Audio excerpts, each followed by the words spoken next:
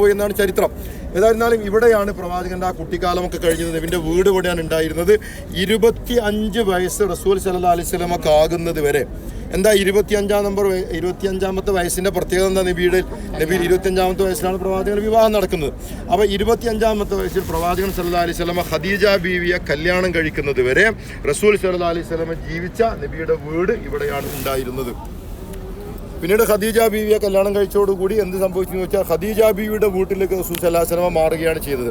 അപ്പോൾ നബിയുടെ വീട് എന്ന് പറഞ്ഞാൽ സാധാരണ ഒരു ചെറിയ നബി ഒരു ദരിദ്ര കുടുംബമായിരുന്നു. ഖുറൈശി വലിയ കുലമഹിമ കൊണ്ട്, കുടുംബ പാരമ്പര്യം കൊണ്ട്, വംശപാരമ്പര്യം കൊണ്ട് പ്രവാചകൻ വളരെ മികച്ചതാണെങ്കിൽ പോലും സാമ്പത്തികമായി പ്രവാചകന് വലിയ പ്രയാസമൊക്കെ അനുഭവിക്കുന്ന ഒരാളായിരുന്നു. അപ്പോൾ അതുകൊണ്ട് ഖദീജ ബീവി ആകട്ടെ വലിയ സമ്പന്നയായ സ്ത്രീയായിരുന്നു. അപ്പോൾ മക്കയുടെ രാജാത്തിയായ ഖദീജ ബീവി നബിയെ കല്യാണം കഴിച്ചതോടുകൂടി റസൂൽ സല്ലല്ലാഹു അലൈഹി വസല്ലമ ഖദീജ ബീവിയുടെ വീട്ടിലേക്ക് റസൂൽ സല്ലല്ലാഹു അലൈഹി വസല്ലമ അങ്ങോട്ട് മാറുകയാണ് ചെയ്തത് കേട്ടോ. അപ്പോൾ നമ്മുടെ നാട്ടിലൊക്കെ കണ്ണൂരൊക്കെ ഉള്ള ആൾക്കാരുണ്ടാവില്ല.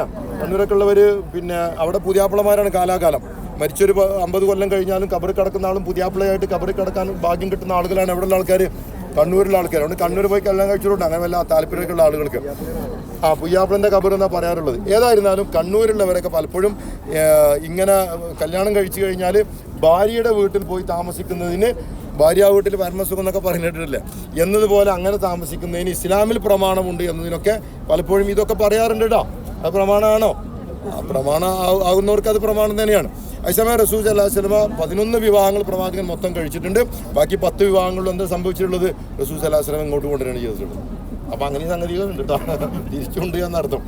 ഏതായിരുന്നാലും അതിനൊന്നും ഇസ്ലാമിൽ വിലക്കുകളൊന്നുമില്ല. ഭാര്യയുടെ വീട്ടിൽ അന്നത്തെ ഒരു ആചാരപ്രകാരം അവിടെ പോയി താമസിക്കുന്നതിനോ അല്ലെങ്കിൽ ഭർത്താവിൻ്റെ വീട്ടിലേക്ക് ഇങ്ങോട്ട് കൊണ്ടുവരുന്നതിനോ അല്ലെങ്കിൽ രണ്ടാൾക്കാരും വേറെ വീടെടുത്ത് വേറെ മാറി താമസിക്കുന്നതിനോ ഒന്നും ഇസ്ലാമിൽ എന്തില്ല കൃത്യമായ വിലക്കുകളോ നിരോധനങ്ങളോ എന്നൊക്കെ അല്ല.